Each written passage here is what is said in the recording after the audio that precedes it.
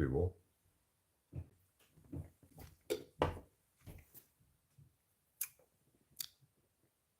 And we're going to talk about what happens before bed. In short, what happens before bed is live streaming. I would expect this to be a relatively, or comparatively short live stream. 2 hours maybe, something like that. I'm looking to go to bed on the early side tonight. And it's also the case that I've pretty much watched all the TV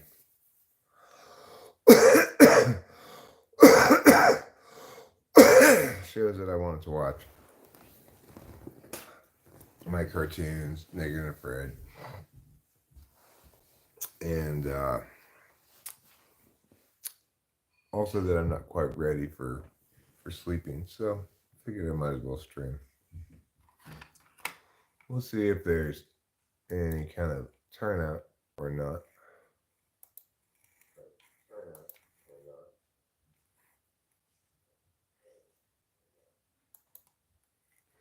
The Bro Show.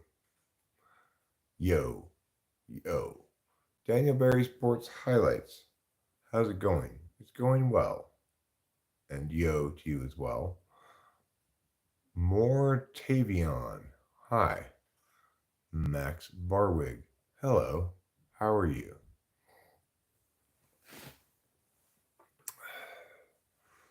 So, just got done watching quite a good episode of Naked and Afraid. Quite a, that show always seems to make me cry.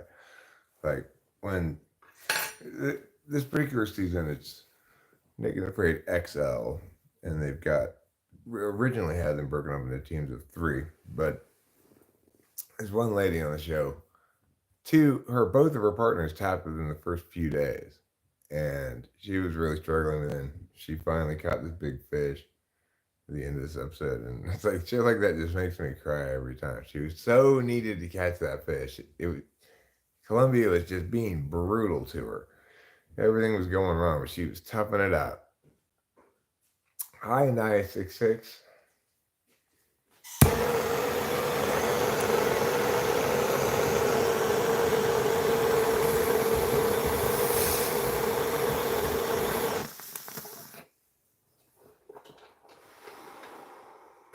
Well, you know what they're saying, 966?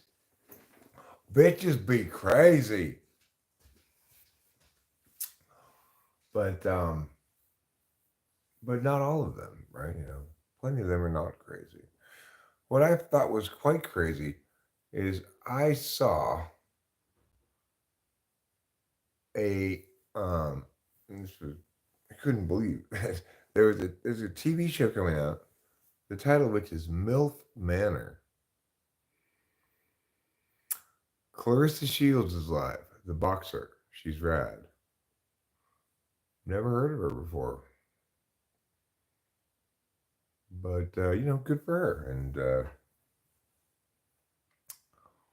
I'm happy she's able to enjoy the live streaming component of this social media platform.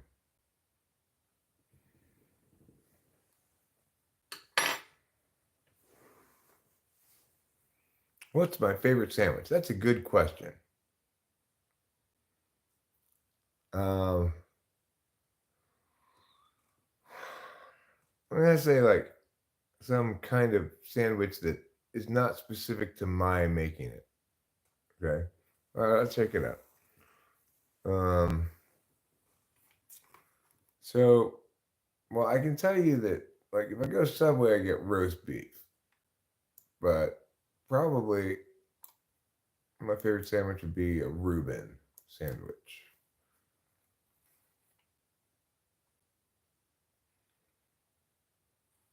Huh.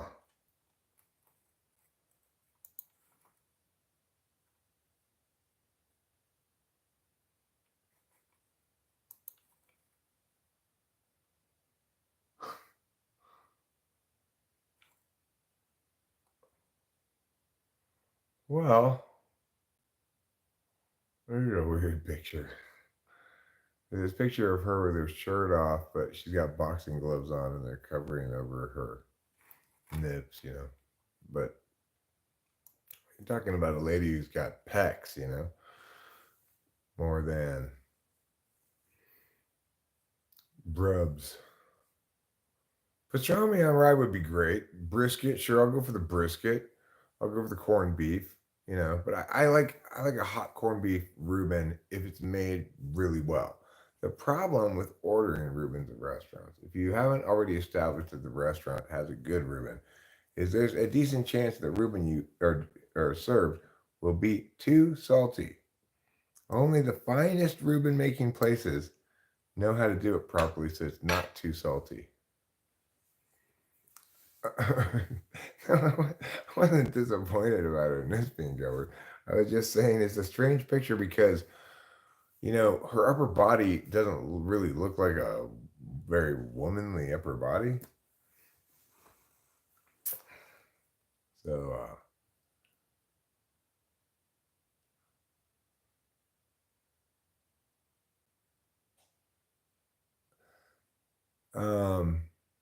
Max Barwick says the problem with ordering Reubens is if they're getting the brisket fresh or not. And well, I don't know if you like your Reuben smoked or in the oven. Well, hi, another majestic INFJ. What I would say, Max, is I don't know either. I just know the restaurants that I like the Reuben at, right? Like Cantor's has the best Reuben. Cantor's is the deli in Los Angeles that, you know, it's a classic Jewish deli in Los Angeles. Moist brisket. Can I help you, sir? Serve me up a slice of your moistest brisket. All right.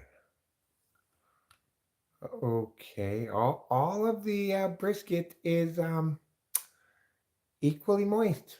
Don't lie to me, woman.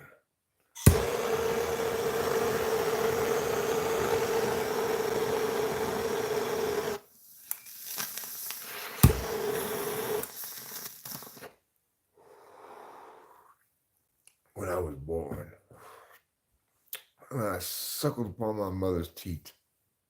Instead of milk, out of her bosom came brisket. Sir, I'm pretty sure that's not possible.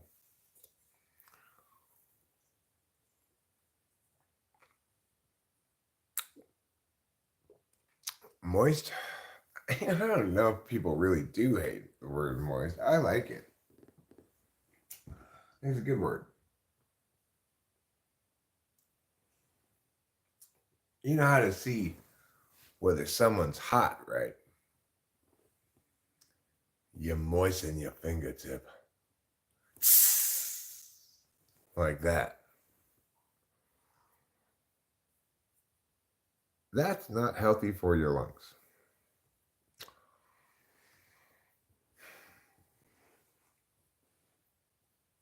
Says McCaleby.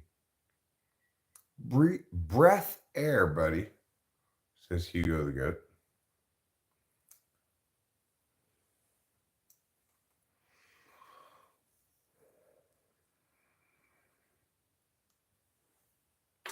Have you ever played Goat Simulator?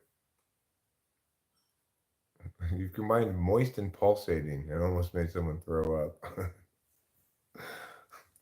Pulsating, throbbing. That's my moistened throb. That's my moistened throb brisket.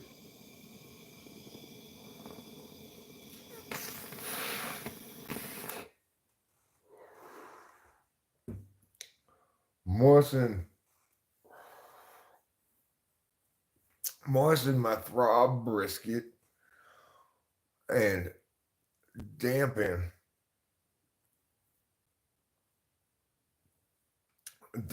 my tenderest intimacies. Moisten my throb brisket and dampen my and dampen my tender intimacies.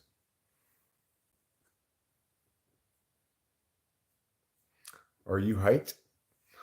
I'm not height, and height is not spelled that way.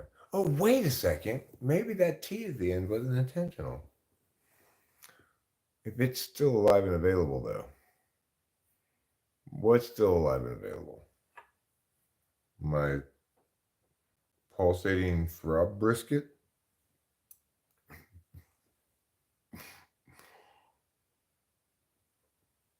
Listen, girl, all I'm saying is just just give my throb brisket a little fondle. Make it pulsate, you know. If you do that, I'll moisten your damp and intimacies. Alright? That's how you make love to a woman. Just like that, with those words. Making love to a woman is all about saying words. Like everything else in life.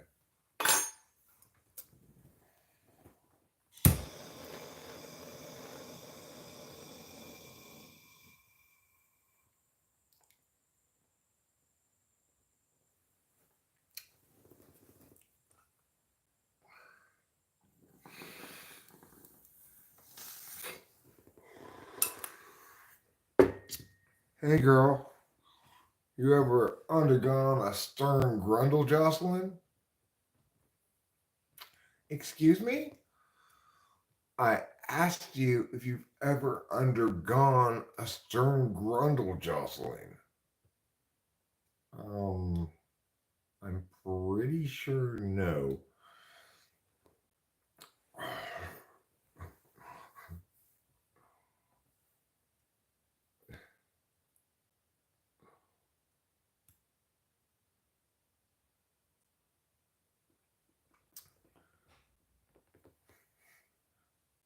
I want to get you a do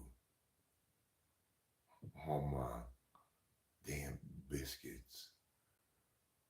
But listen, girl, let me tell you this. Tonight there will be a dew point, and the time is now. That's a really stretching that metaphor there, I think. Hmm. You're kind of scary. I'm incredibly not scary. I'm like the least scary person in the world. I'm just making jokes. That's all. Ain't no reason to get all fussy about things.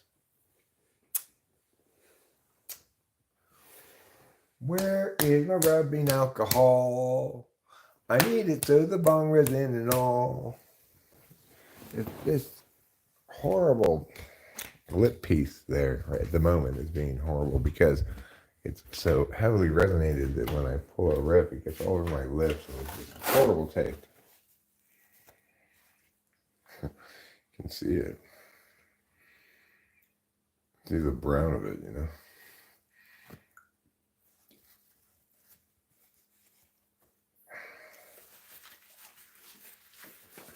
All right.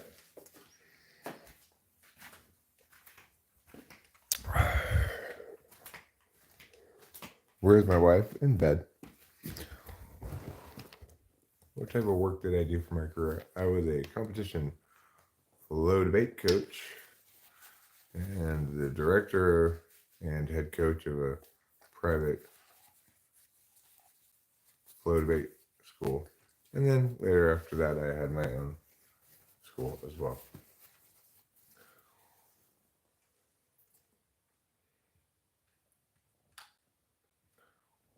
I coached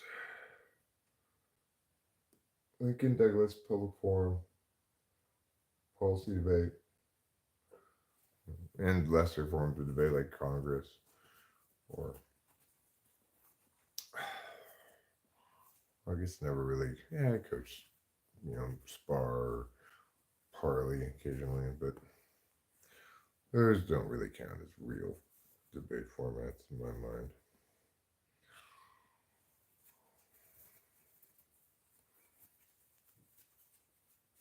How old am I? I'm 53 years old. Good evening, simple girl 357.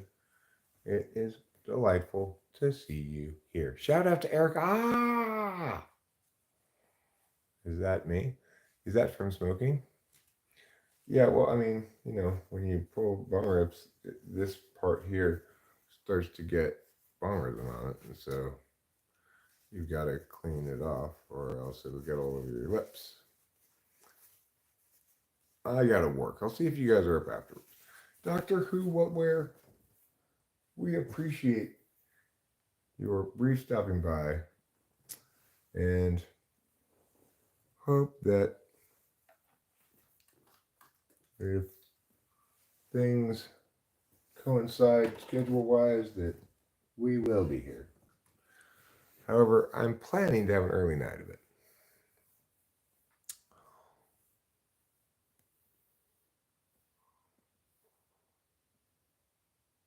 Who said you were being rude?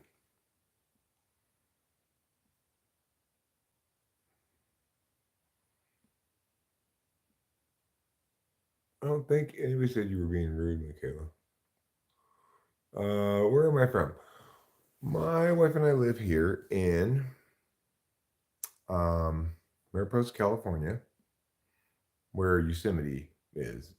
And Yosemite is the national park that has the rock climbing.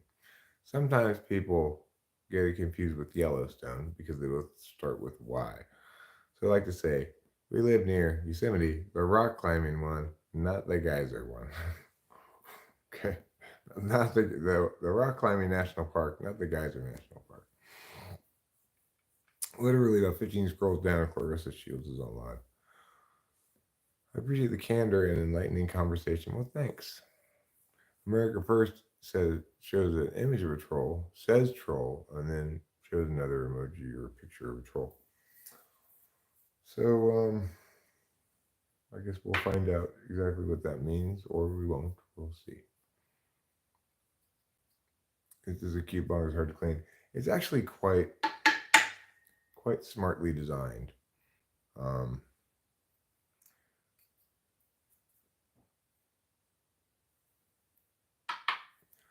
it doesn't really give you kisses, which is to say, you're not going to get water in your mouth. This is the way that it's designed. It is a combination of silicone and glass. If you get one that's all silicone, it's not going to be very airtight, So, but is it easy to clean? Is what you asked me. Sure. I mean, yeah, sure. This hole is small, but you only want to get a bong so clean. After all, it's just going to get dirty again right away.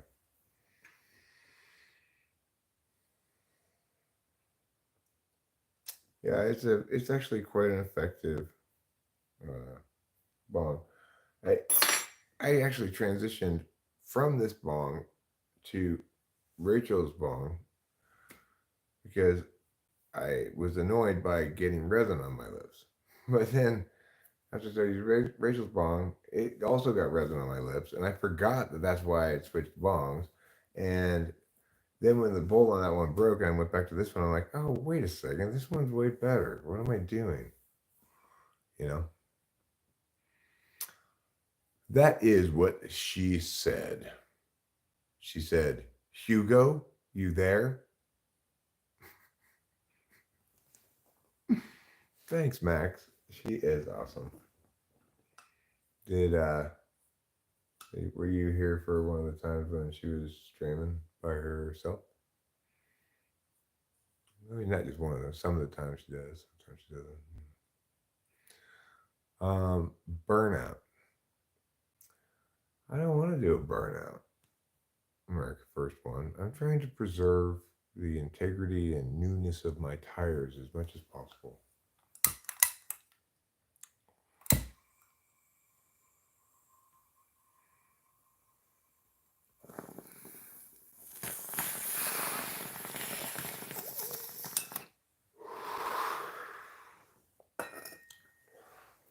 So one show, how's hospice care these days? I mean, if you're asking what was my impression of the hospice care provided to my mother? It was it was poor.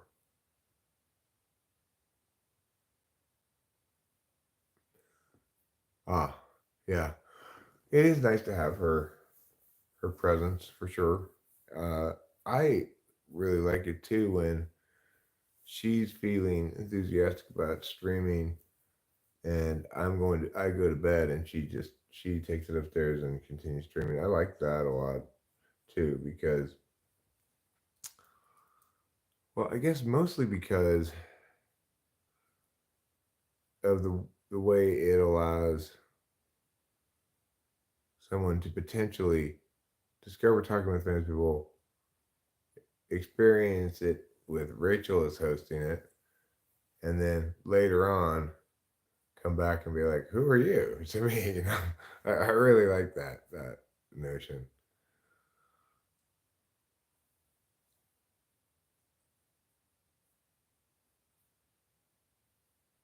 I said no need to get all fussy. Did I? I might have. If I directed that at you, then fair enough. You win the point.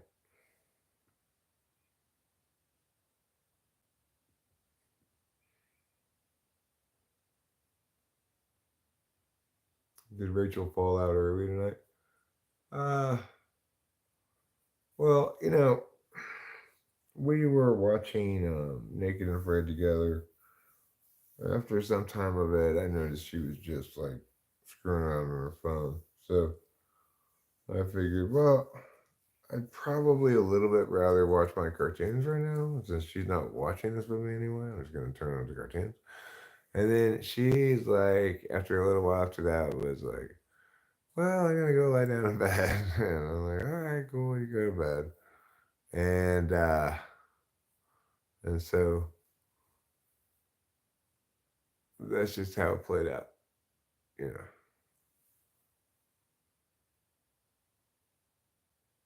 Yeah, I mean that's the thing, Max Barwig is the reality of it is it's 95% me, right?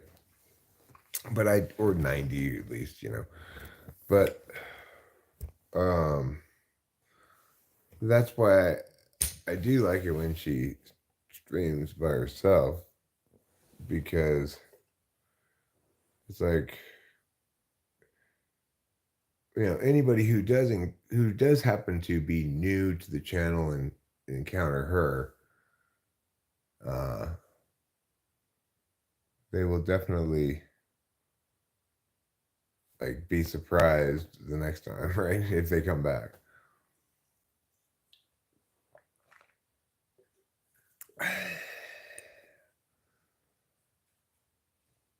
America First One uh, recommends that we not sniff bath salts. I've not sniffed any bath salts. I haven't seen that yet with Rachel streaming. It's mostly just you, but either way, with you, good people. What happens before Ed stays in bed? Curious, do you make money from streaming? Not really, no. Um, I make about. I was trying to get that as much as you do part. I was trying to comprehend that part, right? It's like, do you make money from streaming as much as you make from something else, what you expect it to be? As much as you do, and I realize you mean streaming as much as you do. Does that make you money? No, it doesn't. Doesn't make me money. What's a piece of advice you'd give a 28-year-old dude?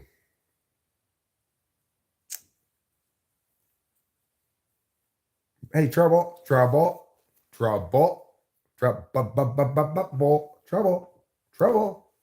You better not. You better knock it off, mister.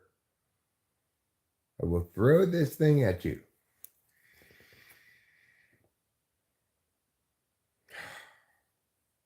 He's such a domestic violence kitty.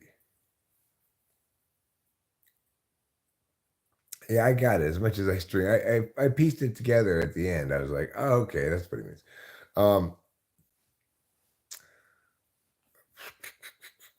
this sweep question, I guess I want you to, if I were to, I don't like to give someone advice without knowing something about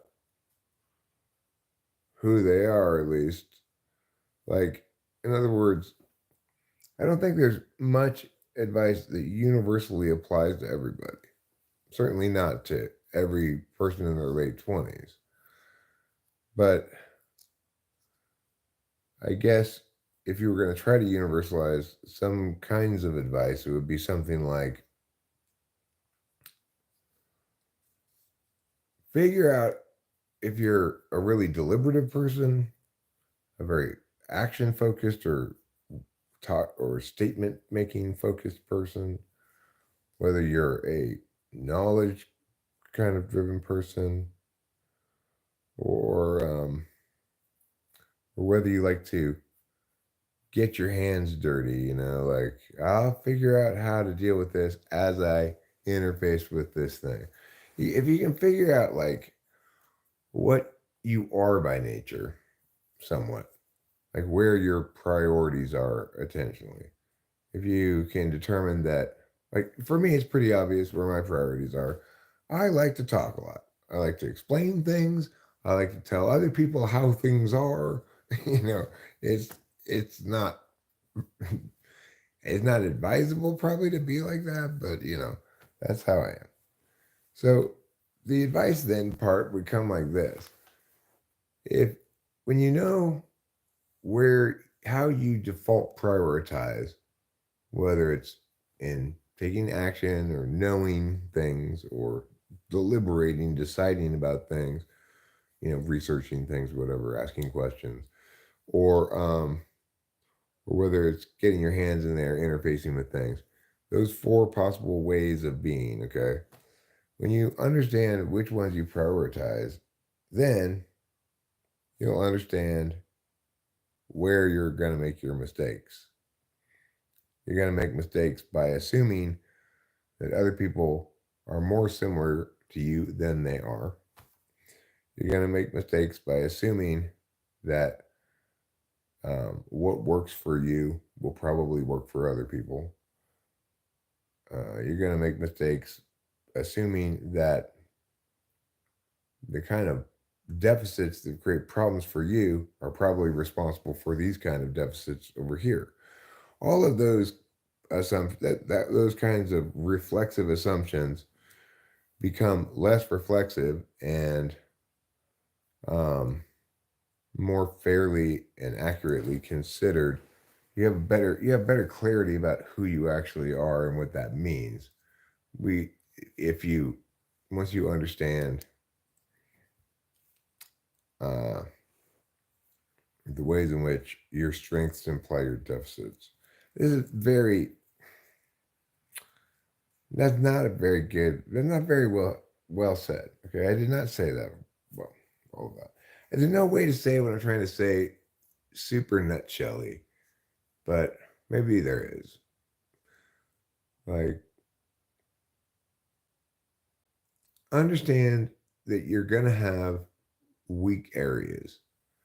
And instead of trying to fix that, understand that come to understand that those weak areas are necessary consequences of your strengths. That's about as concise as I can get it. I am not in a same sex relationship. So says NI 66. Who said you were? I don't think anybody did.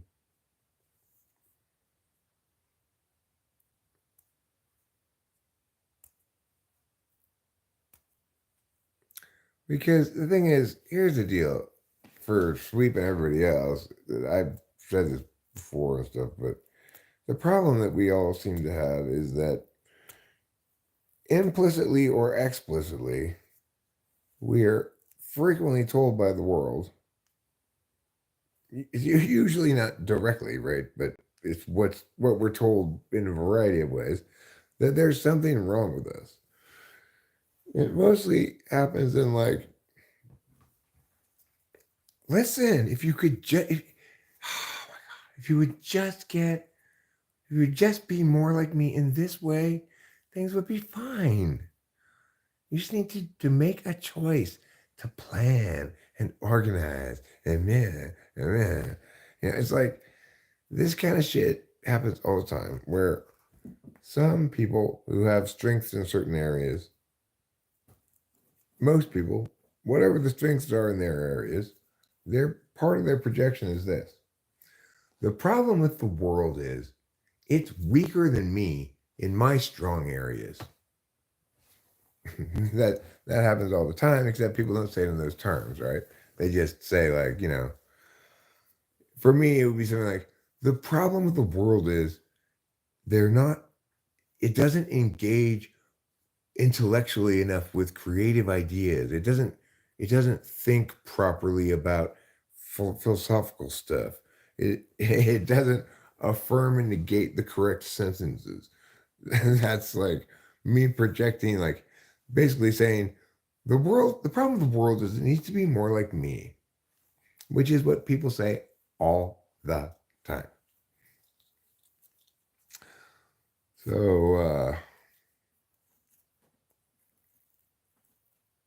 um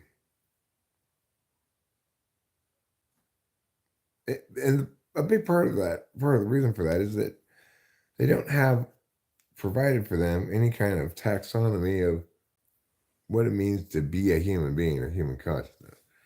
What's the what's the currency of human consciousness? It's attention. You have a finite amount of attention to pay, and you can pay it in a finite number of distinct and specific ways. Um,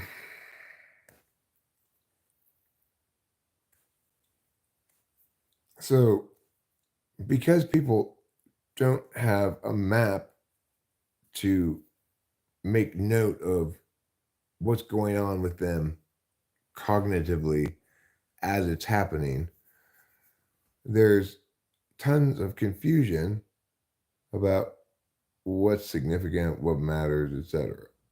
Like, I watched this show tonight where this person purported to have Asperger's syndrome, right?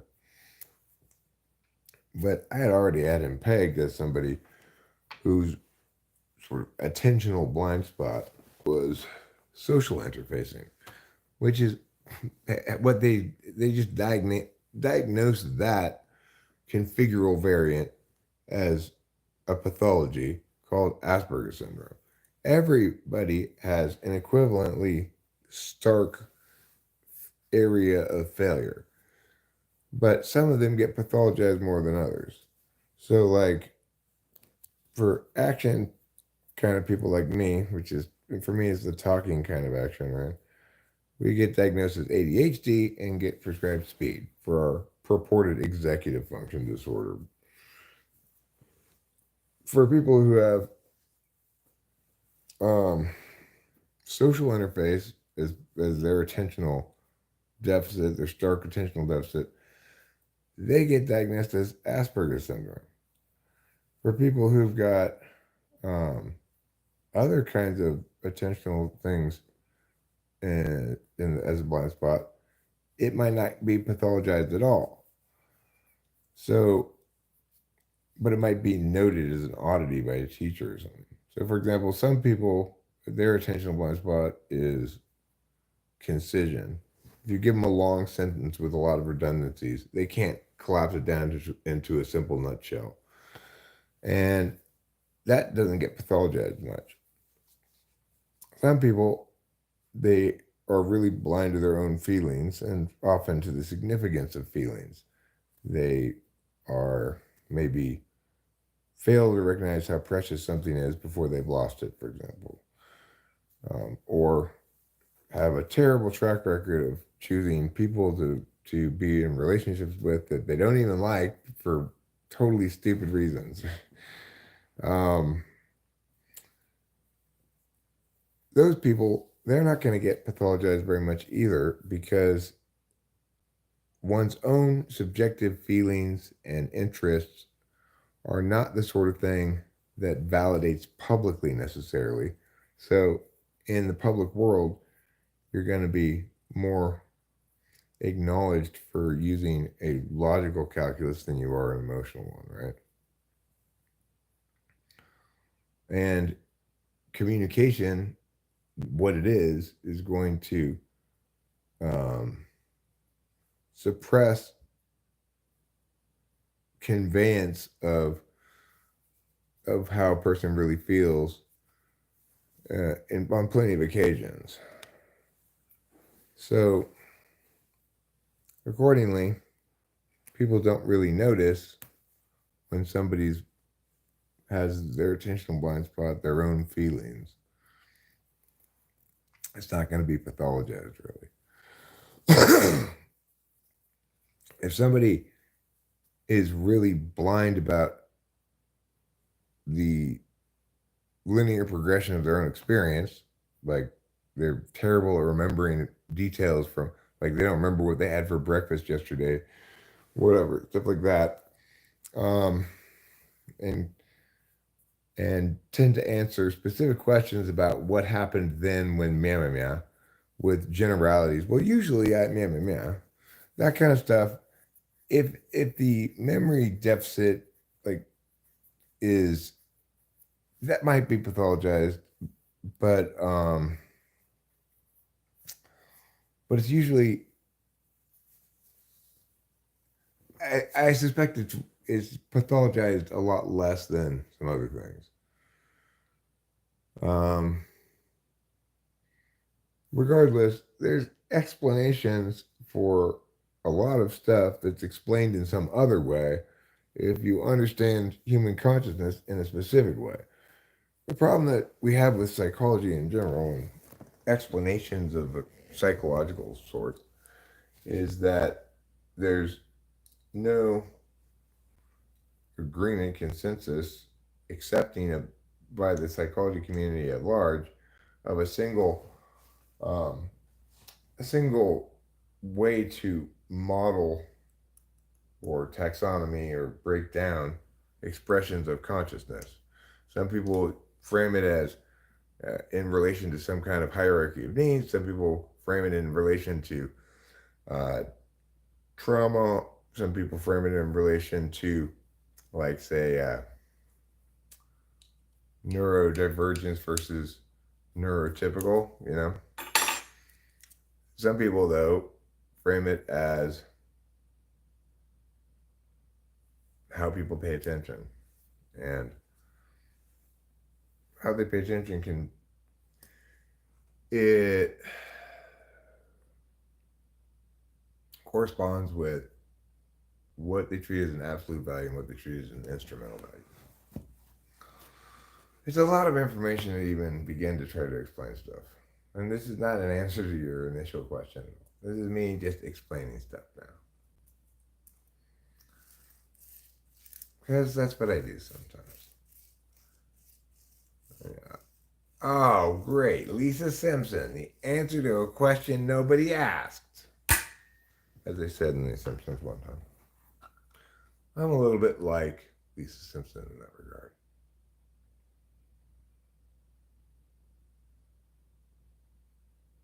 Wabi Sabi, do I support taxidermy? Is the world telling us, or are we projecting? No, the world's telling us. People are telling us this all the time because everybody's projecting their frame of reference with a tiny fraction of people having an conceptual understanding that that's what's going on or what that even means, how it would look, etc. Right? Um, so what's going to end up happening is you've got people who can, everyone almost can predictably be more triggered by certain kinds of statements than by other kinds of statements, even if they're equally neutral in language, depending on what value they uphold or suggest.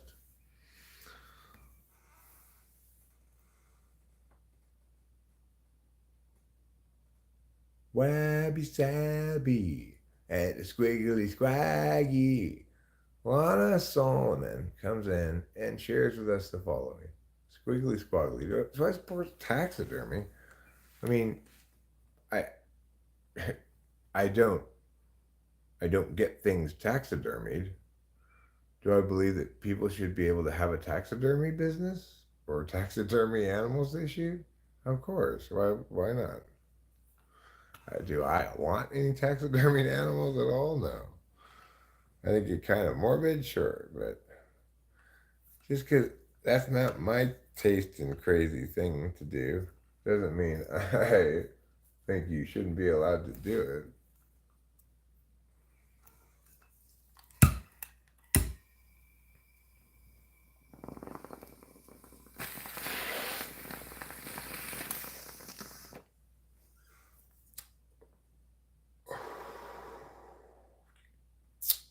And Lana Solomon follows up her previous remark with squig, right, squag.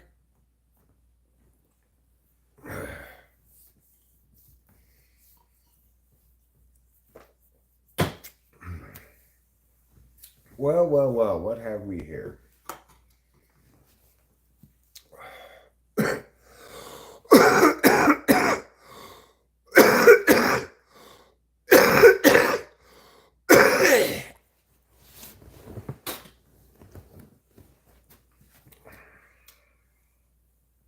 I'm wondering about this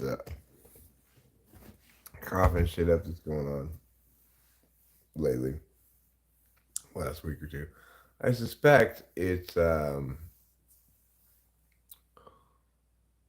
my lungs processing out some residual cigarette stuff that I've stopped smoking cigarettes, but it may link to I don't know, might link to the vape, might link to the fact that maybe I'm smoking more weed. It's hard to say. My favorite interpretation is the most positive interpretation, namely that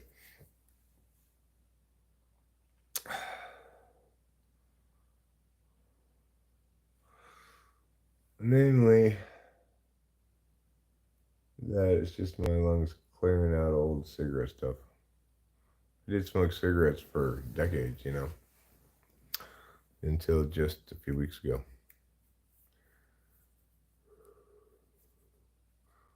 It's a matter that I guess I'm thinking about a little less frequently than I did before. Yeah, I just quit recently. I've got these nicotine vapes that it's like I don't even really hit them all that often. Pretty rarely, really. I think I'm getting a lot fewer. A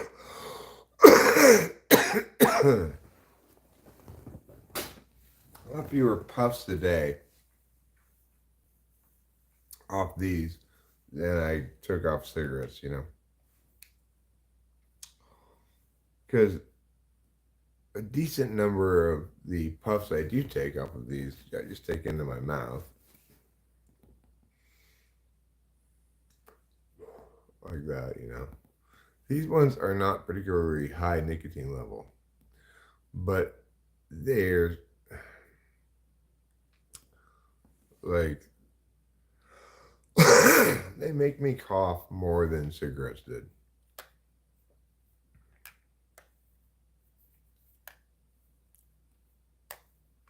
My occupation used to be when I worked.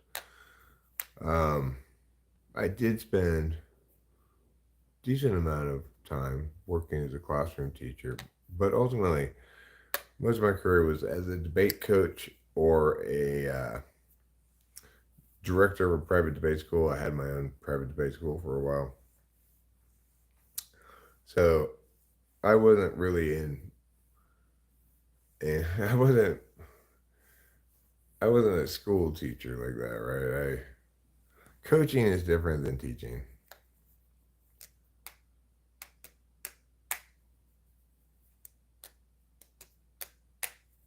But I'm retired now.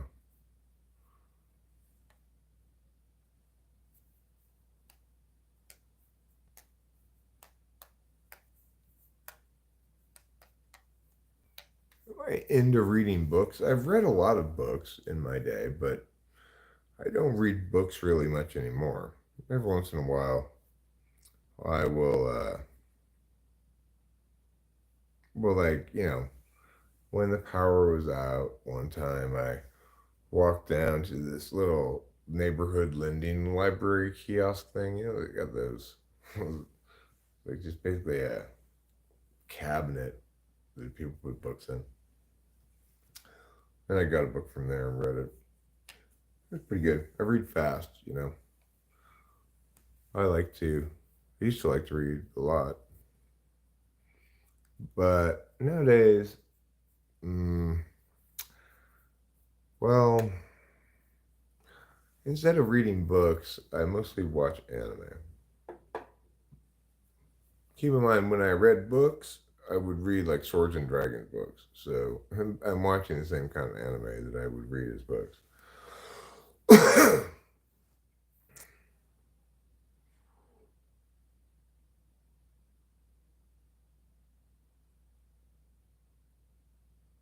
Thanks, Victor.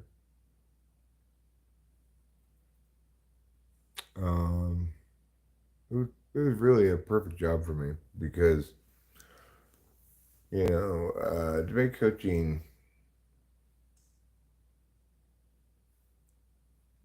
it rewards certain kinds of skills, and not many people have them. It's vastly, infinitely more rewarding than being a classroom teacher because when you're in the private sector, private coaching debaters, um, pretty much everybody who is there wants to be there. And the way I had it at Kudos, anyway, where as the director of the place, the way I had that thing set up architecturally in terms of its curricula was we had a bunch of kids taking introductory classes, and then I'd go and cherry pick the best kids from those classes and put them on the competition teams. Oh yeah, I watch shit tons of anime. I I started the stream um, today after I finished watching all the day's new anime that's worth watching, which is quite a bit today. I think it was something like 5 cartoons. Yeah, I was a debate coach, competition debate coach. So is there a limit to how weird a joke can get? I'm not sure if weirdness. I don't even know how to answer that question, Sage. Anas Zaroura, in response to your suggestion that I read the Crayon, I'm gonna have to say no. And I do want to tell you this. Hashtag lettuce 2024. Iceberg, romaine, whatever.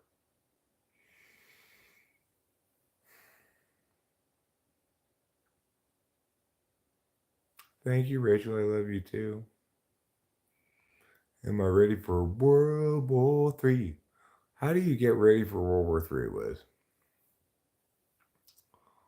Well, I was a debater in high school. I did policy debate in high school, and then I started coaching Rebet's middle school debate team.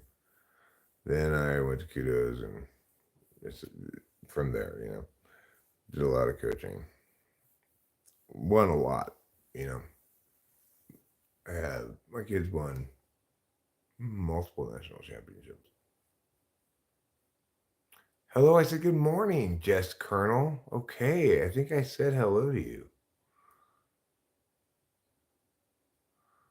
No, I did not see that, Wiz. You mean their now dead president?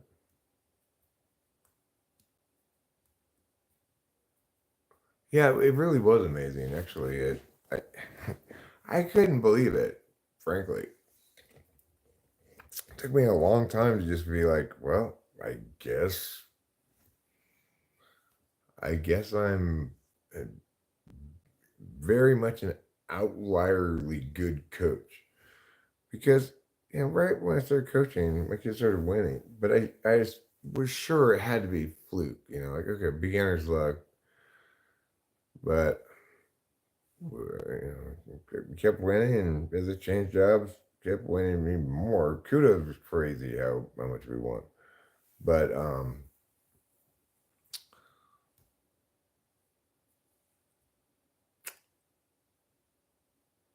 I didn't know what to make of it.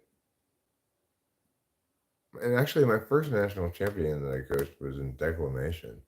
It was a speech event. It wasn't even debate, but I'm a debate coach by that's my greatest strength is debate coaching. Um, your company left this afternoon, so you're settling back in. Yeah, is there? Yeah, I'm curious about that too. Is there a video? What?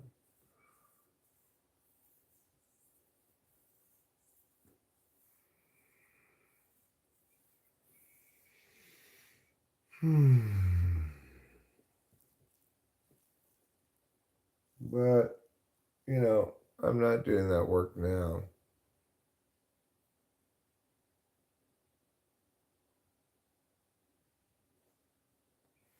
Really, really, that's interesting to know. Thanks for letting me know, Winston's mom. I don't remember which what kind of trolling I was dealing with, actually.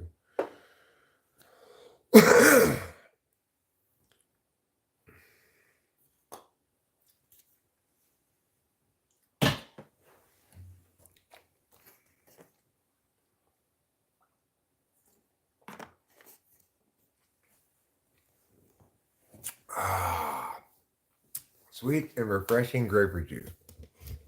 Very tart. Grapefruit juice will make you pucker. I like that. I like the tartness. If you're trying to find a tart drink that will prevent scurvy and generally improve health, look to grapefruit juice. Jess Colonel says, I am thinking of having my breakfast at work, raw eggs and milk.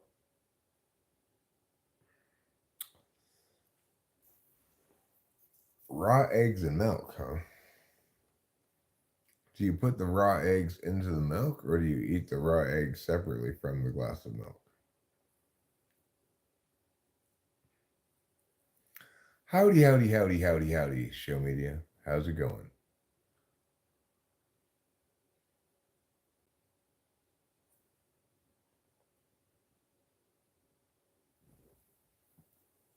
Oh, something was. Oh, that's right. I remember what was bothering me. This car problem of mine.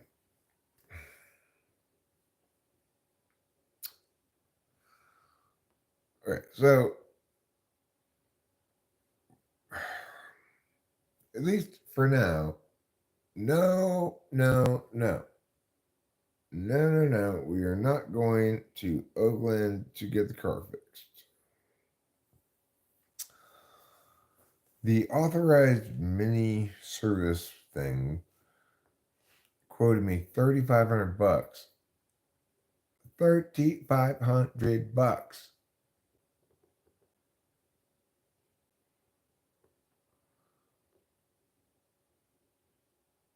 You mix them. Okay. Now, I believe I can get it done. I was expecting it to be between 2,000 and 2,500. I think that's what it'll cost at the coarse gold place. So I'm gonna call them tomorrow. See, I've got to go at 8:30 tomorrow morning. Let's put this on my calendar. 8:30 tomorrow morning. I got to go meet with the air conditioning repairman at the other house. Oi, oi, oi. Anyway, um, for getting my clutch replaced, show me to you. But the dealer is going to be more expensive than the quartz gold place. And I think I can manage to get it fixed at coarse gold without without spending any nights in a hotel. I should be able to get back home and then miggity meow meowgity meow. Clutch.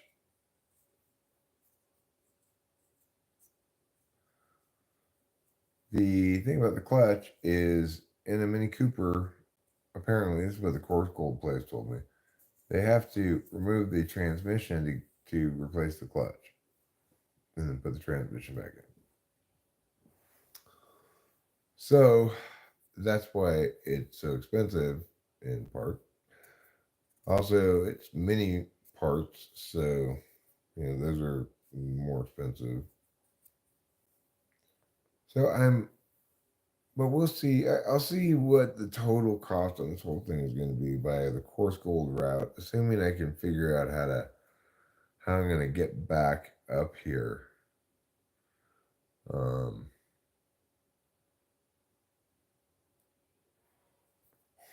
it's like this is such a complicated problem. It's really a challenging matter because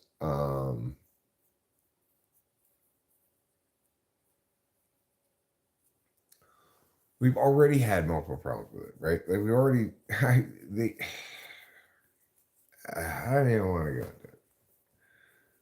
And I'm trying to make it not cost an arm and a leg, right? Because of our transportation, because we live so far out here in the boonies, there's no Uber um or Lyft or anything out here.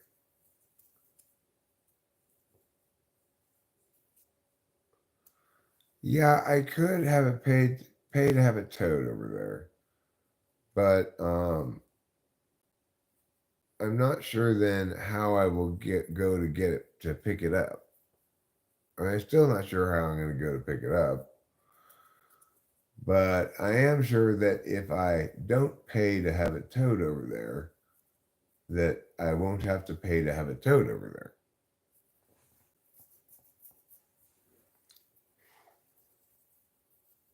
So I'm, given how expensive this job is anyway, I'm I'm trying to minimize extra costs where I can. Like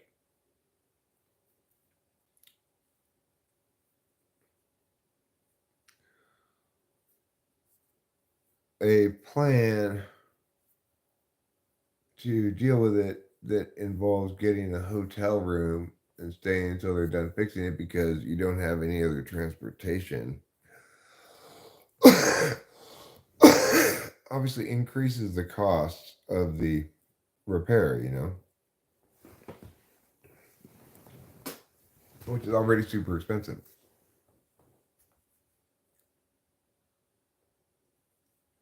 Well,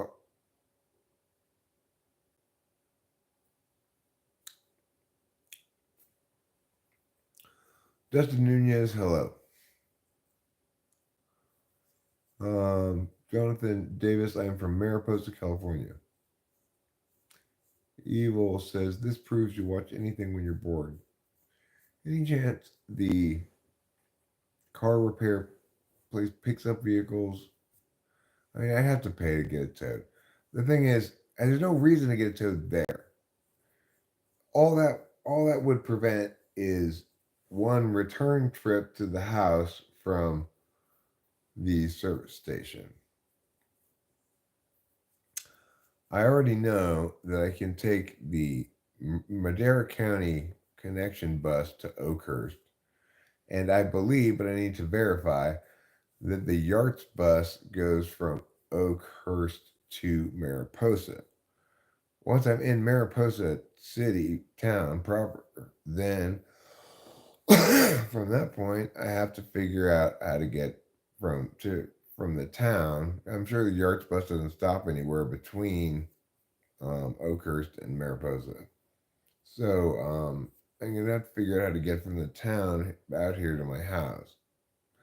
There is a guy in town who runs like a taxi service. It's not in a taxi cab or anything, it's just in a car. But my friend Matt employed him for our wedding so he wouldn't drive drunk.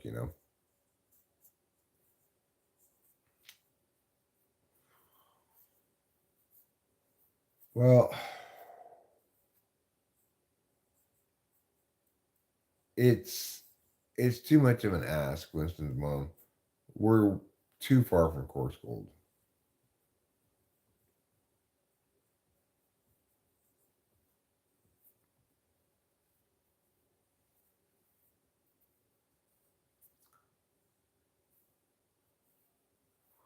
So I've got a good possible plan here, and um,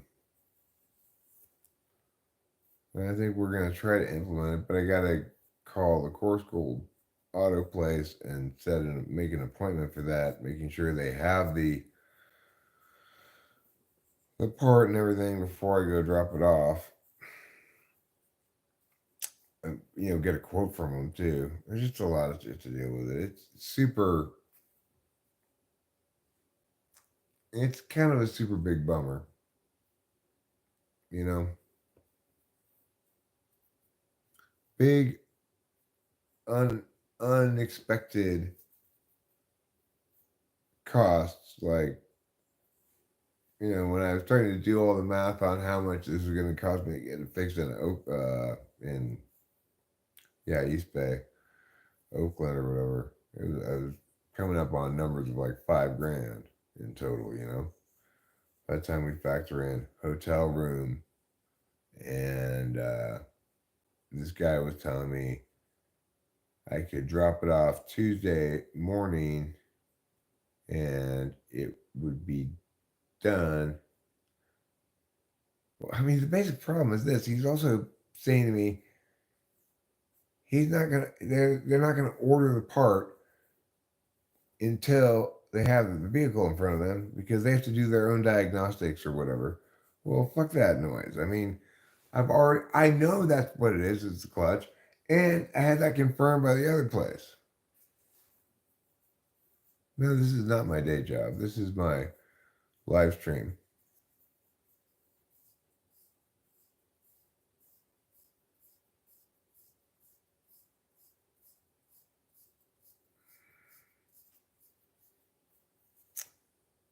I mean, that's not only a big pain in the butt, but that also gets expensive. And this car breakdown thing already made such that all the money we spent on the trip to Portland was wasted. Granted, it it saved us a little money that we would have spent on the trip had we been able to go, but not anywhere close to what it's going to cost to fix the car.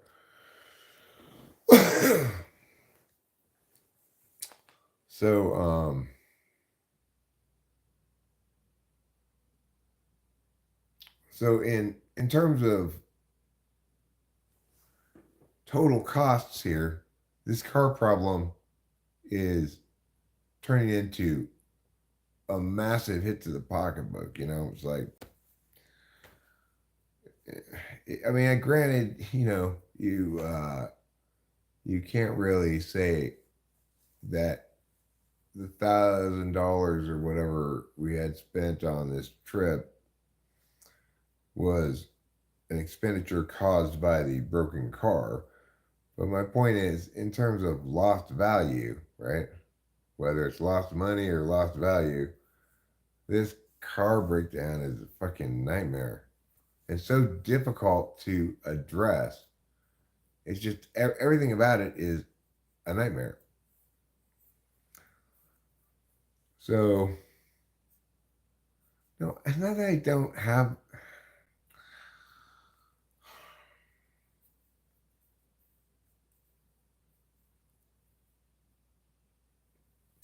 It's fine. I'm being spoiled. Maybe I will rent like a motorcycle or something.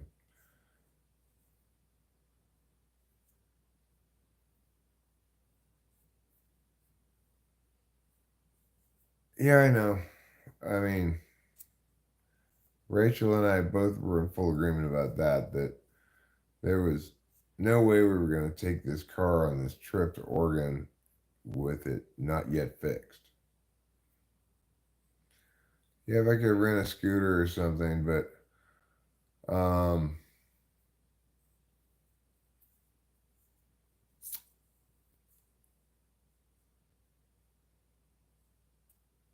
I'll figure it out.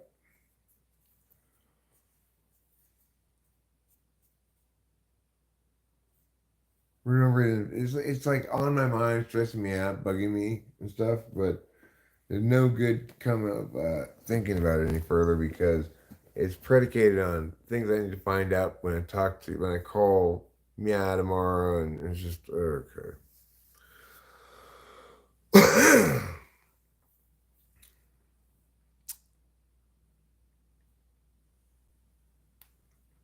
I don't like it when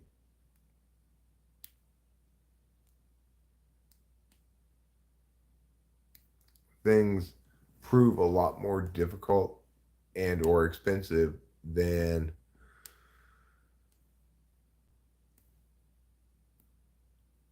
than you expect.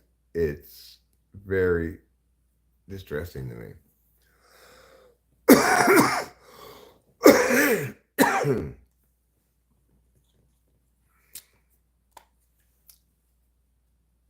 The regret over missing the concert is a lesson to take note of, but the damage was minimal in regards to what might have happened. Well,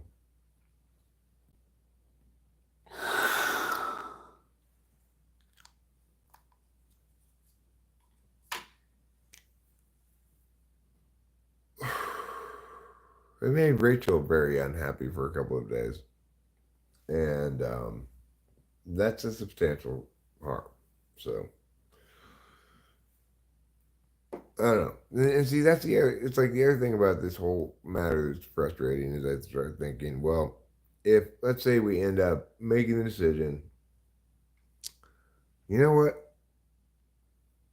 Fuck this. Let's take it to uh, whatever car dealership, trade it in, get whatever trade in value we have, inform them, be upfront, say the clutch is going out. It needs a new. It's going to need a new clutch. But we decided that when we factor everything in, we'd rather um, spend a little bit more money, get a different car, and get whatever value we can out of this, rather than hassle with fixing it. But that's not going to be the cheapest way to resolve the problem. The only thing I have that's kind of good about that idea is this this car is not especially comfortable for long trips. Or long drives. I'd like to get something that's higher up and that's more comfortable for me to sit in over the long haul. So that would be an advantage of doing that, but then that would just be even more expensive. So I don't know. I don't know what to do.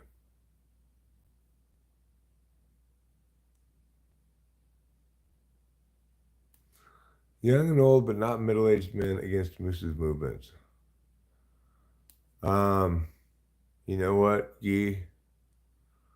Unfortunately, I've been reassigned by the age committee to middle-aged. They said, that's why I stopped putting old man in my titles. They said, cease and desist. You do not yet qualify as old, and you must refer to yourself hereafter as middle-aged. So I can't join it.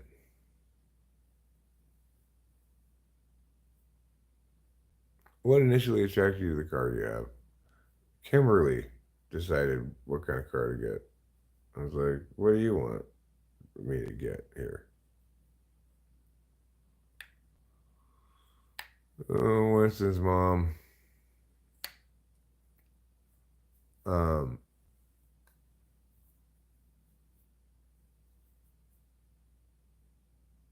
it no.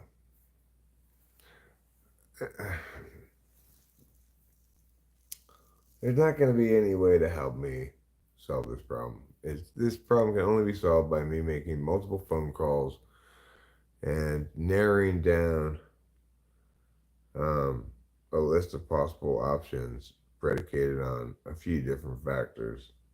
You know, I shouldn't have even really brought it up. It's so boring and horrible.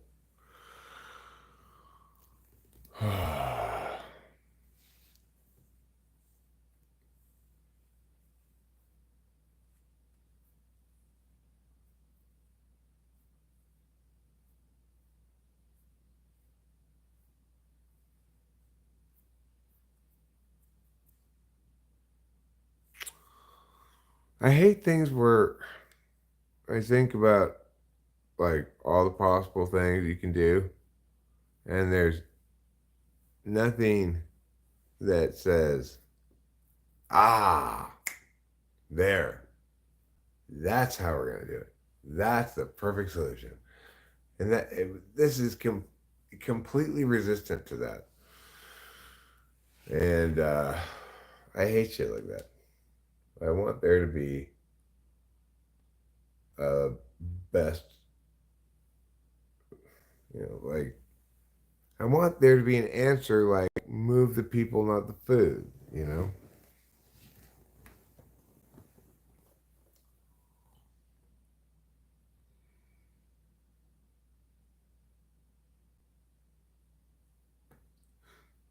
What happens before bed? We don't talk about clutches. I shouldn't have even started talking about it. I don't know what I was doing.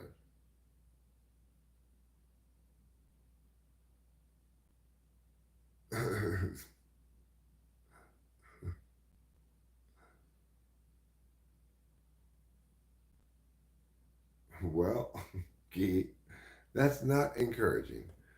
Um, what I will instead do is figure this out at some point tomorrow and try not to think about it anymore right now.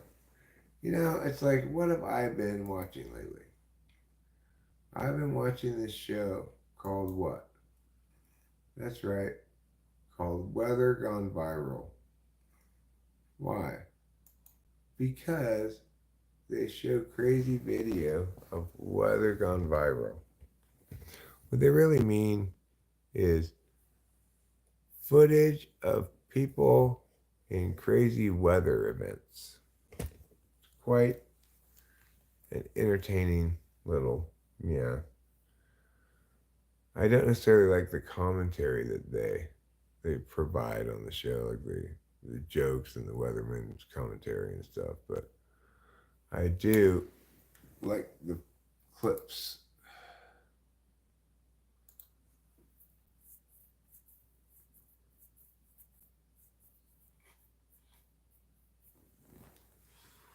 Let me put a CC on. Hurricane Irma. This is footage of Hurricane Irma. They've got Dr. Erica Navarro, weather expert, giving us a little lowdown on what a storm is and how it knocks things over.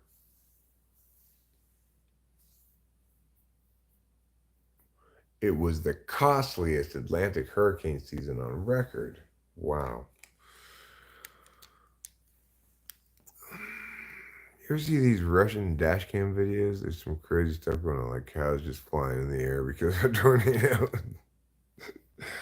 I've seen some crazy Russian dash cam videos, but I wouldn't call myself an aficionado of them. Like this weatherman is just being blown around so much by the wind. Stephanie Abrams, meteorologist, is telling us something about it. Like that. Mike Betts, meteorologist, is also telling us something about it.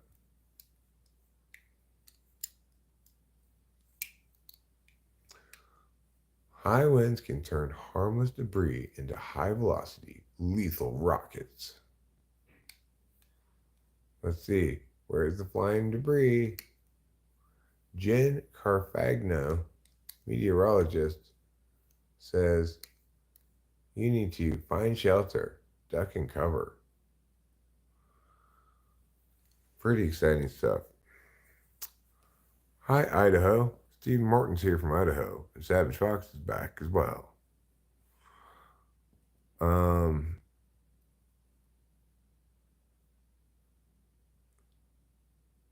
That sounds depressing. What's this, Mom?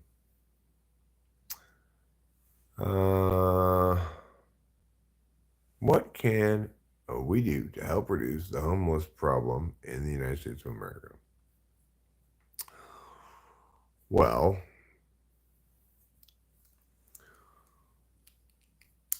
at the core of the homelessness problem in America is a specific Supreme Court ruling. I believe it was a city in Idaho, in fact, Boise versus, I don't remember the guy's name. Supreme Court ruled that municipalities can't remove homeless people from public spaces unless they, quote, have somewhere for them to go. This has been legally interpreted to mean that municipalities have to provide housing, free housing for homeless people if they want to eject them from occupying the public sidewalks and such. Now, I get that homeless encampments on occupying the public space is not the same thing as homelessness. But the point is that in the status quo, all the strategies for addressing the problem are not addressing the problem. They're just municipalities who are trying to create such free housing as is indicated in the court ruling. And those municipalities are simply incentivizing homeless people to come to their locality, and then they'll just have the same problem. They're going to need to generate more housing, right?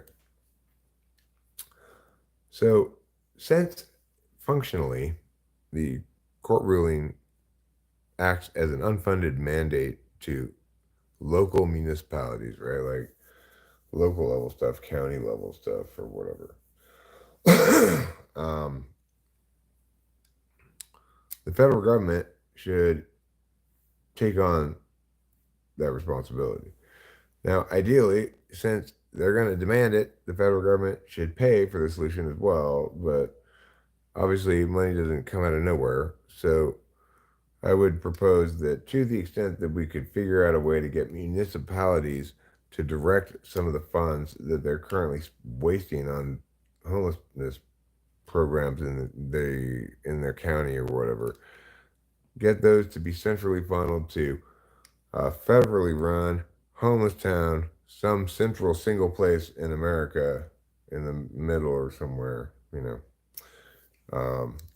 that will actually have all the homeless services and everything, but that means now there's somewhere for the homeless people to go.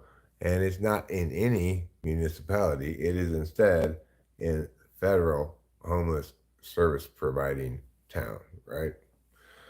That's the only way to solve the problem. It's the only way to ensure that homeless people are actually getting services and that they are uh, centrally they are incentivized to be centrally located in one place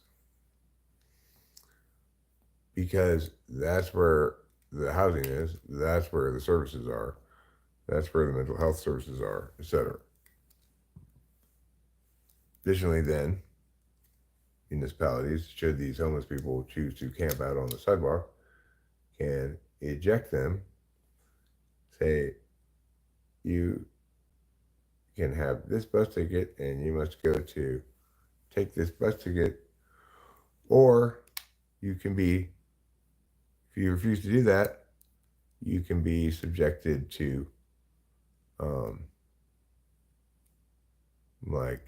criminal penalties or, like loitering and stuff. Basically, loitering laws, vagrancy laws, and stuff were rendered unconstitutional by that ruling.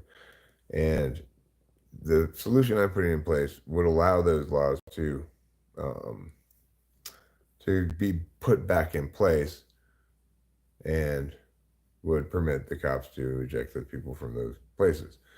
So, accordingly, our cities wouldn't be blighted by homelessness, wouldn't be blighted by tent cities and homeless populations, except in those municipalities that chose not to evict them from the public spaces. And that's one to grow.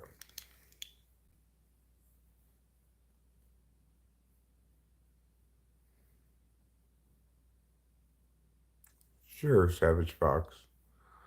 Um, you want to help. Yeah, I mean, the problem is,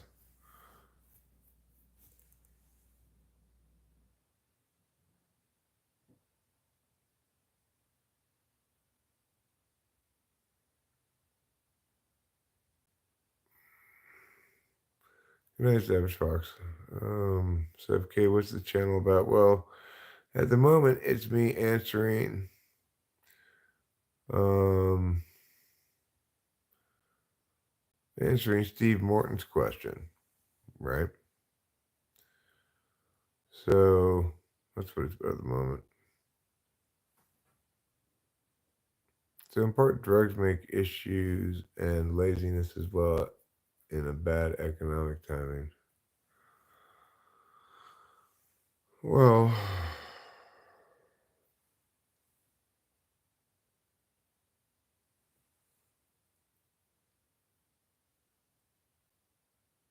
it's hard enough just getting by. I've been thinking of starting my own blog. Yeah, I mean, it is.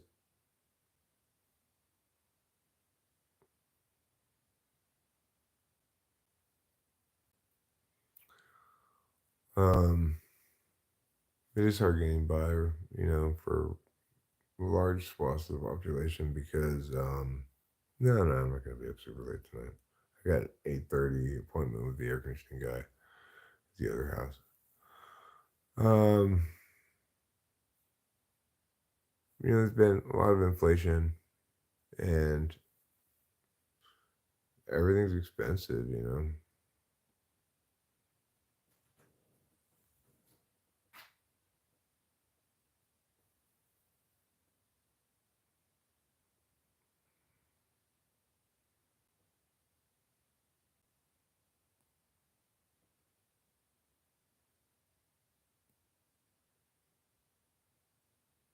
I love this wonderful land of mine. I would say less than wonderful, really. Uh,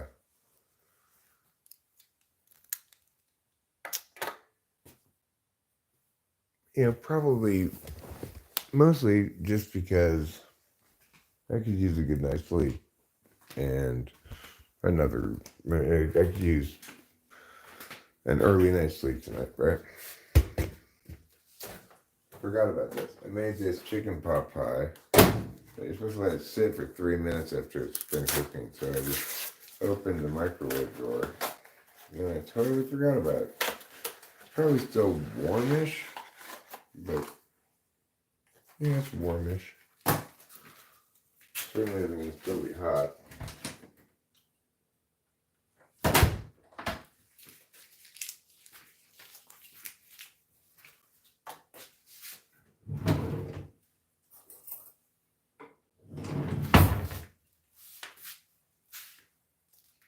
Beef pot pie. Now let me get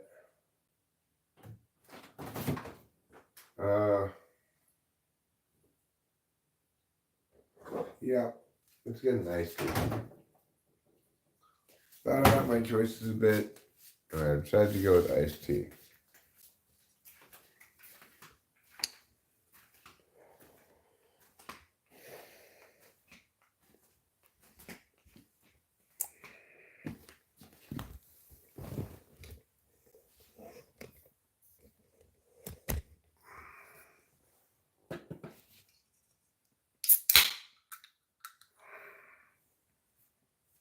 Let me see.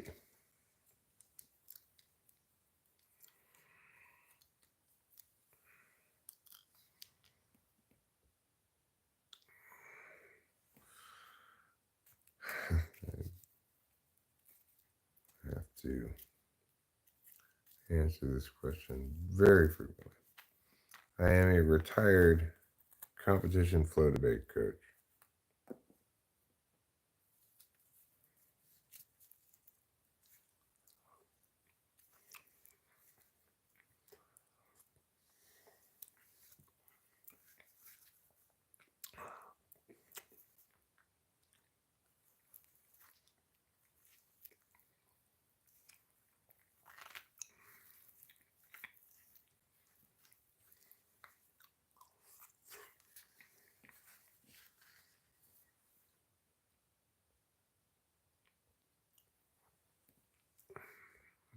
Hello, lady in red.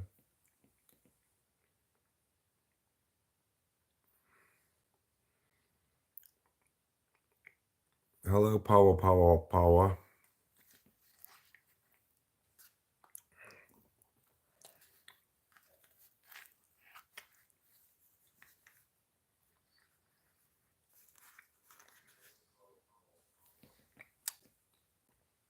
It's actually rather chilly.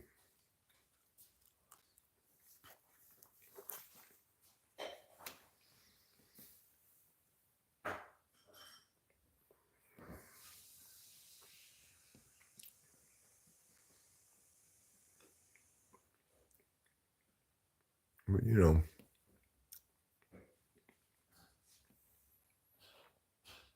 beef pot pie.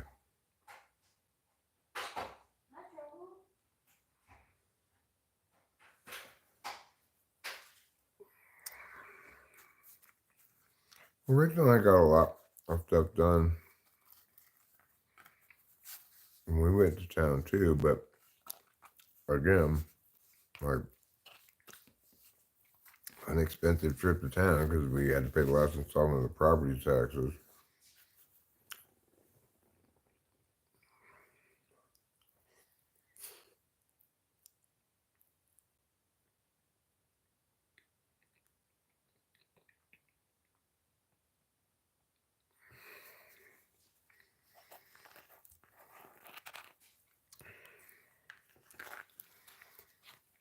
I think we're all paid up till on everything now until next year.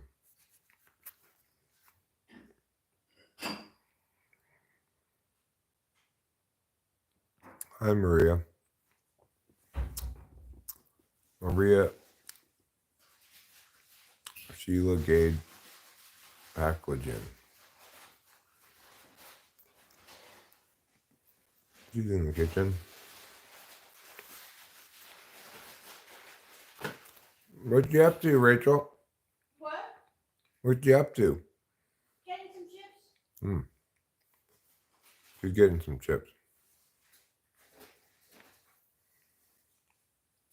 Yeah. Listening to you. Cool. Does Rachel cook? Yeah, I mean, she cooks for herself and or me anytime I don't cook. It's not like Rachel ever asked me to cook for her. Sometimes I ask Rachel to cook for me.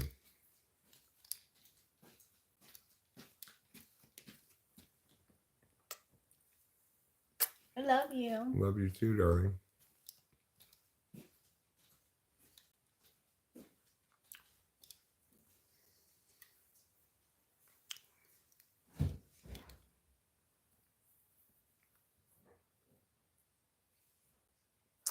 When I hear hello, gals, what I hear about neti pots is that that's how you get brain-eating worms.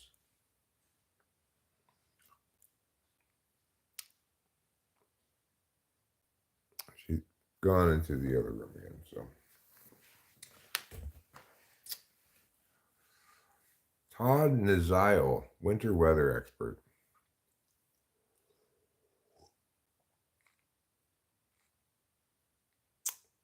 Do you believe in aliens?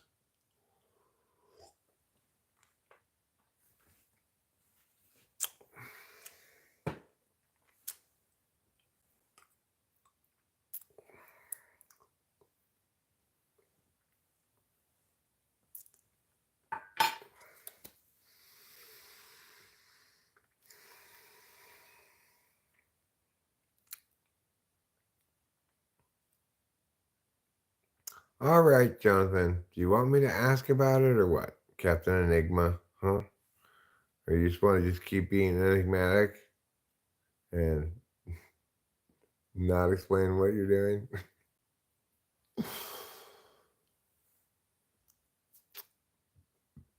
No, I would feel like it would mess up my ears. What would mess up your ears? Having them chopped off with a machete? I agree. That would mess up your ears. Melissa DiBiase. Melissa DiBiase. Still awake in Florida. Lots of love. Hey, Florida. It's late there. It's 1 in the morning. I am not going to be. Oh my God. This is crazy. That is absolutely insane. Why is somebody filming this rather than helping?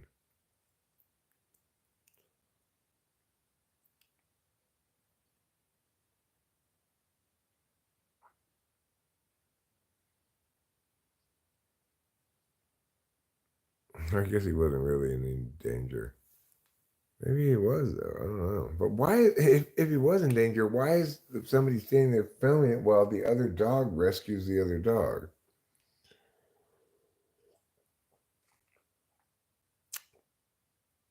Melissa DiBiase, you saw me this morning? Wow. Was it the best morning of your life?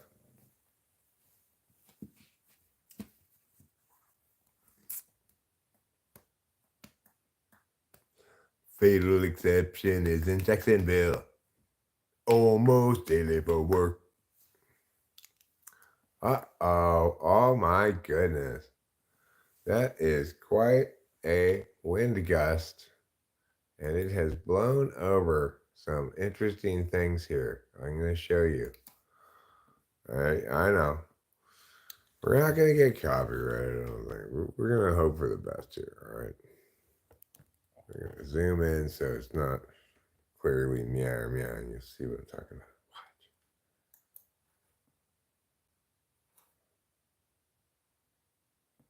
Oh no! The window blew down. Whatever am I going to do now? The glass is all over everything. Pretty interesting, huh? You got to be careful when wind is blowing.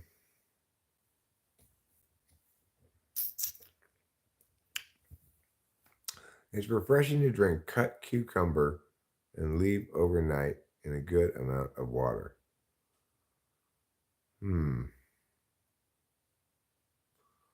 Cut up a cucumber and leave it overnight in a good amount of water. Then in the morning, throw it away. Rocket powered skateboard? Yes or no? Not for me. Too dangerous. I'd crash for sure. I like that. I think that's a great poll question though. I think it's a fantastic poll question.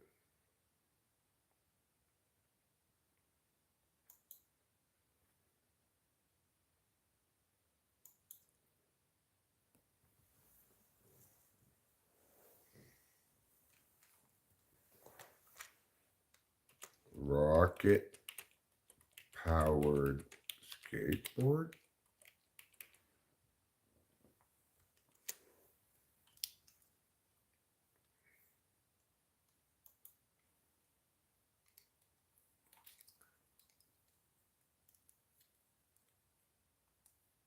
Drink the water and eat the cucumber, huh? Perhaps it will be a functional art piece then. What will be a functional art piece? Oh, I should put it on live chat.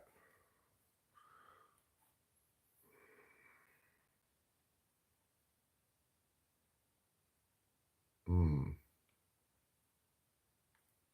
Oh, the skateboard. It just seems dangerous. You're specifying the manner of propulsion, right, as rocket. So that's gonna it limits the ways in which you can move this skateboard. Um, it's probably gonna go faster than a skateboard should go.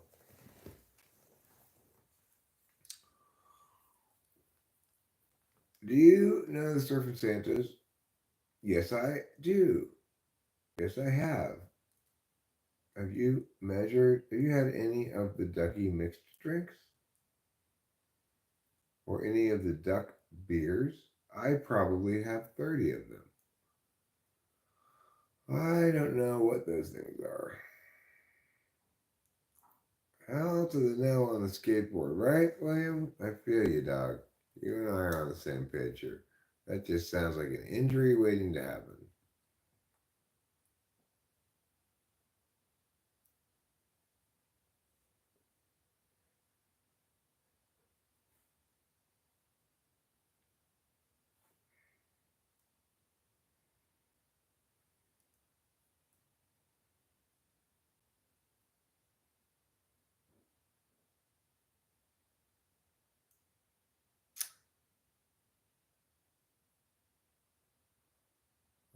Okay.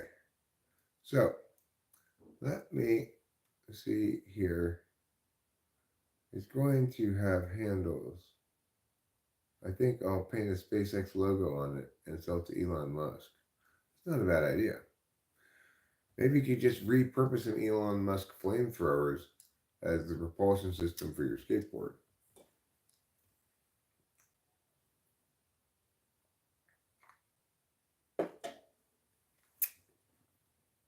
Yeah. It'll be fine as long as everybody's wearing a helmet.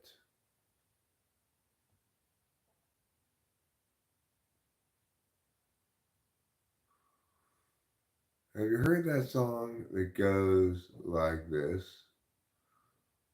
L is for the way you look at me. Is it a Frank Sinatra song? Not enough juice. Okay. Well, I tell you what. Why don't John Macaulay we sneak into Korea when they've shut down for the night and get their fusion reactor thing. It creates temperatures of 100 million degrees. The song that came out in the Little Rascals? I'm not familiar with it. I don't think so. I don't think I know it then. Mrs. Mom, well, next time you go, stop by the Tipsy Duck Parlor. Super fun. The Tipsy Duck Parlor, huh? exciting. Oh, I don't know. Nobody knows anymore these days. We just don't know. We don't know anything about anything. We don't know whether, yeah, we don't know if, yeah.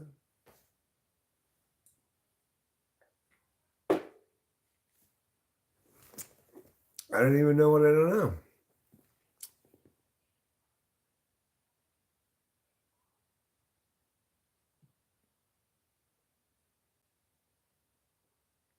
Okay, she's just listening to somebody. I thought she was talking on the phone. I wondered who she was talking to.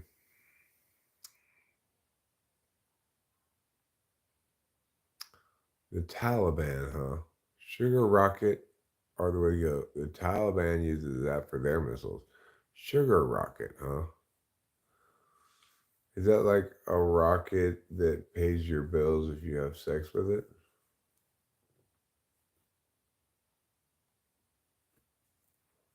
Tipsy ducks. I wonder how their quack would be affected. A quack.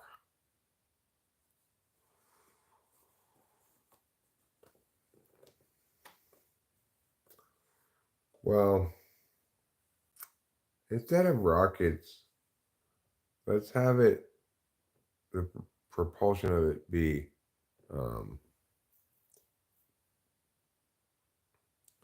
one of those things, some kind of space drive that purports to like make a hole in space in front of it, and I forget what it's called.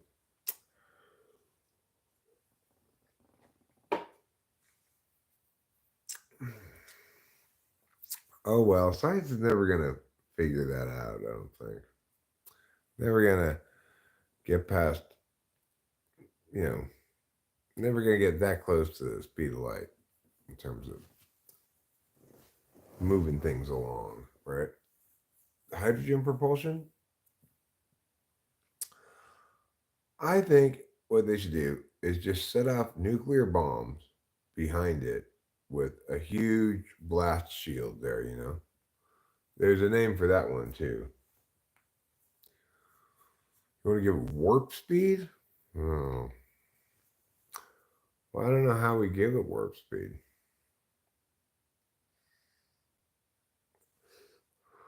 You think you just need to make the light just streak out like that, and then you get warp speed?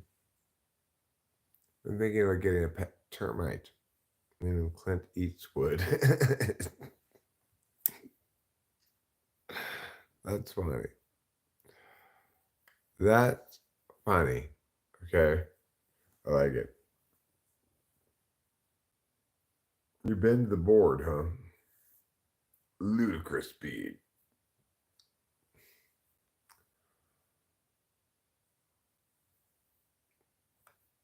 Isn't there a kid that had supposedly created fuel from plastic wastes later? Maybe use that. I don't know. I'm not sure about that. I just am not sure about that. I think probably the best propulsion system we could come up with would be just get some really strong people to throw whatever it is you want to go into outer space. Just throw as hard as they can up in the air. This is as good an approach as any, I think. Or we could try to float a hot air balloon all the way into outer space. What do you guys think? How high up do you think you could get a hot air balloon to go? Before it just was like, If you brought like outer space gear to keep yourself warm and breathing stuff to breathe, then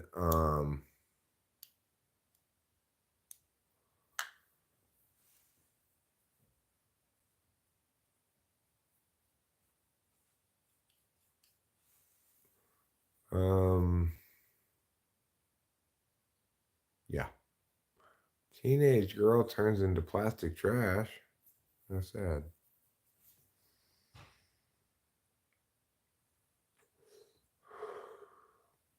Well, I'm glad they were able to recycle her into $1 million worth of biofuel. To cheat. Okay, I got. I'll read. I'll read the link. I gotta look at it. Let's see.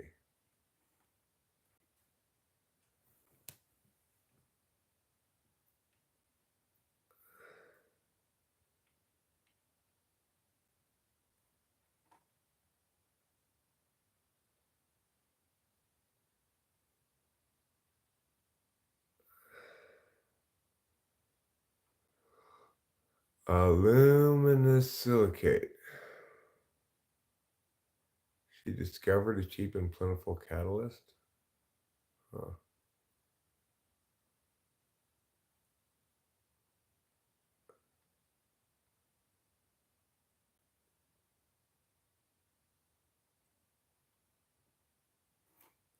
Well, that's interesting.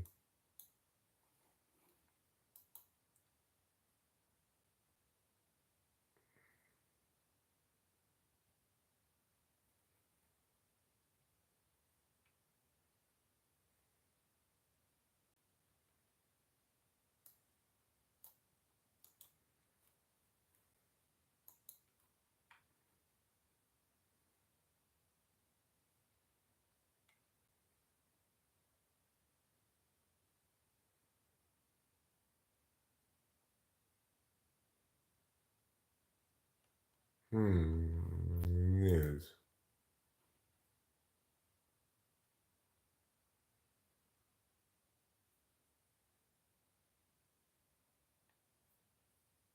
A new plant in Indiana uses a process called pyrolysis to recycle plastic waste.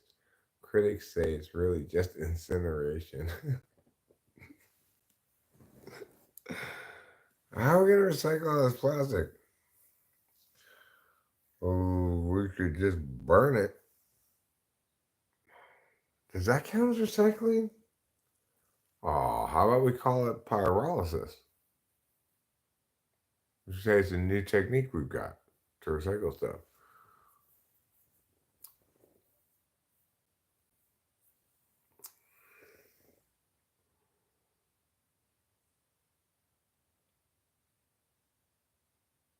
Hmm. I can't find the thing you're referring to, I don't think. I don't see anything that looks like that. Hello, sir. Hello, chat. My nan wears a thong to bingo. It's all over YouTube, huh? Hmm.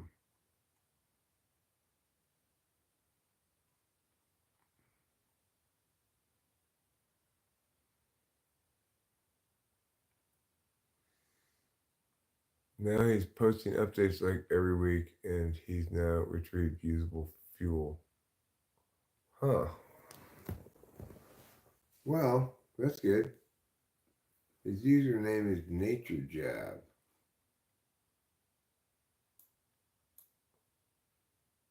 Let's check it out.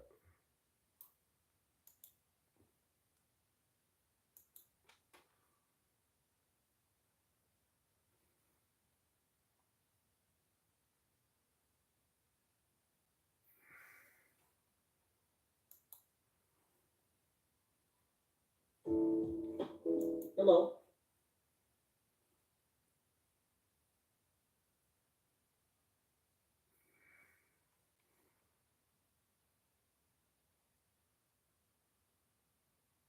Huh.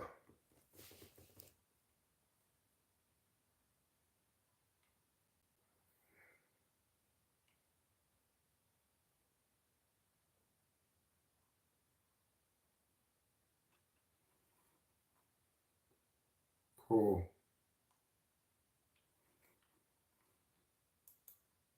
That's interesting. Um. Hi, Dylan Hadley. Yeah, it's bomber time. I'll pull a couple bombers here, and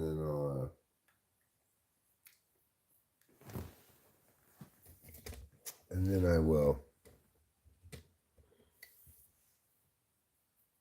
um, probably wrap it up. I'm not exactly tired yet. I don't really have anything specific on TV I want to watch. Oh, I don't know.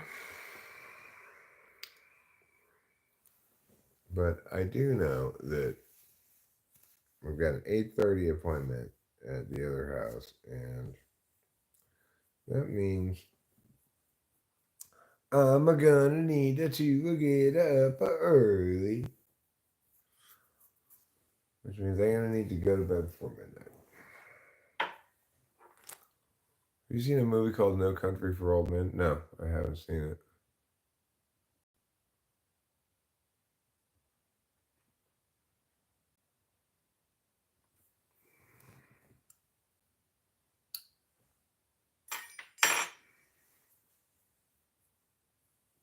Some chick allowed them to use her diesel Ford truck to test the fuel. It was working. Hopefully, he doesn't disappear like the hydrogen car guy. The story about the whole recycling thing is a scam. Well, I mean, I don't think I'd want to let somebody put their homemade fuel into my car.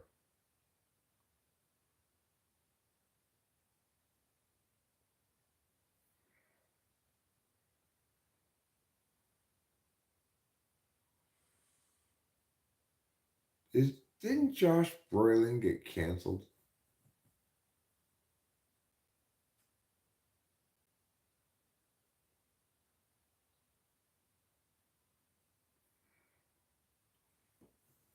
Hmm.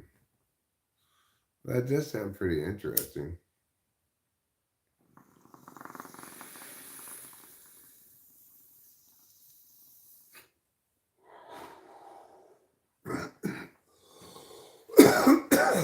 Yeah.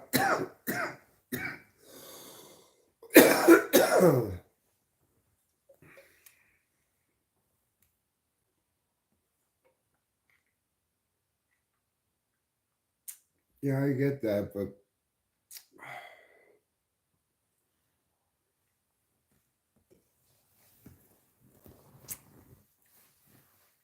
but I'd have to know more about it. Like, what's been the barrier to conversion heretofore? And did that lady in Egypt, did that end up going anywhere? Was it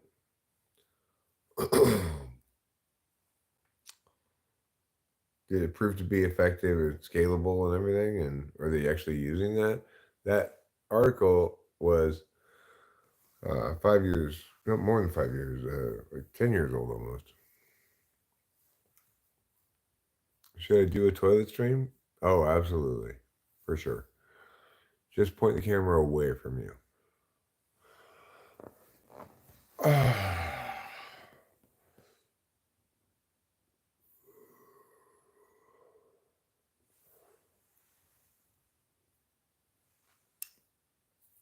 Recycling, a scam? Well, fortunately, here in Mariposa, there's no trash separation.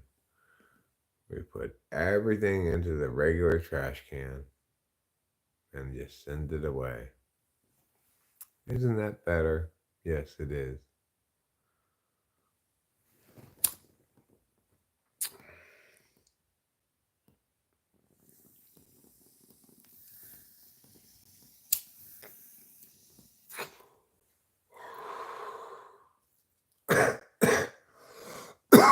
Do you have to clog so much?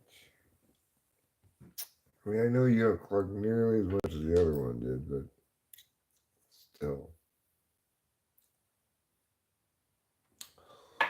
Okay. $3,500. We're not gonna pay that much to a freaking thing.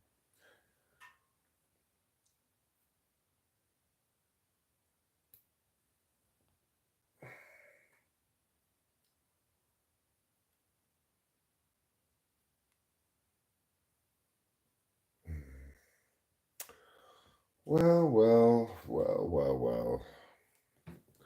There's no good's gonna come from just sitting here and tisking and shaking your head about it and meowing about it. It just, yeah, no good comes from that. Yo, Ruben.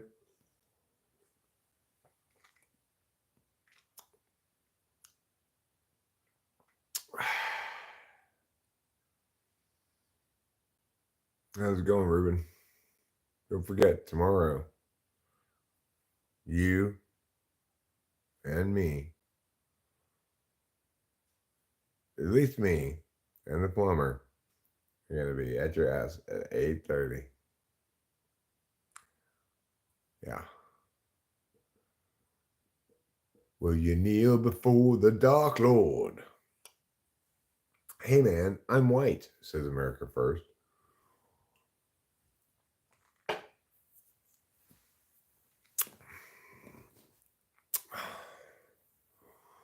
You are? Well, is it acceptable for you to kneel before the Dark Lord if you're white? I think that's fine. You go ahead and do that if you want, America first.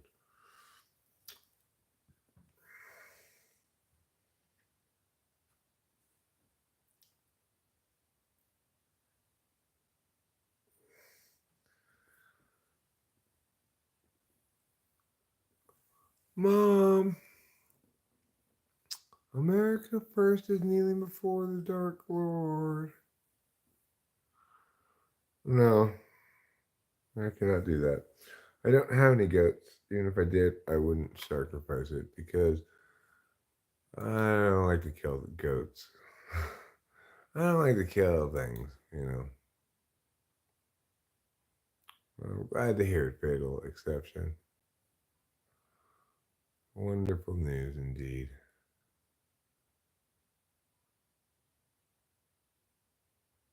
I mean, William says that you have to separate it and they're not even recycling it.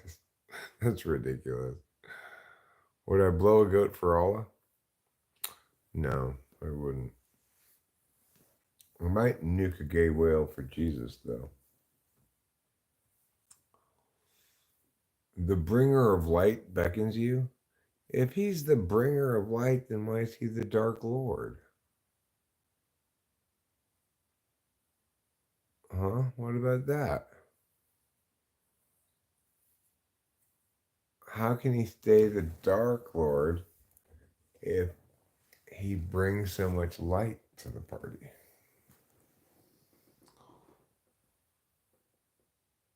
You need to consider the physics of your Dark Lord, Garuda. Do black holes bring light? No. Why? Because they're dark. What about the sun? Does it bring light? Yes. What is it not? Dark. You see the problem you have? Now you get it. Okay. I'm getting tired. I'm feeling sleepy. I'm ready to chisel a little, and then go to sleep. Bap Homet. You're a Bap Homet. It's a children's symbol, huh? Okay, America first. Don't be all racist. No, Ron, I would liven up, except I'm just ending right now. Okay? I'm just ending it right this second, so I'm just gonna go ahead and end it on a down note here.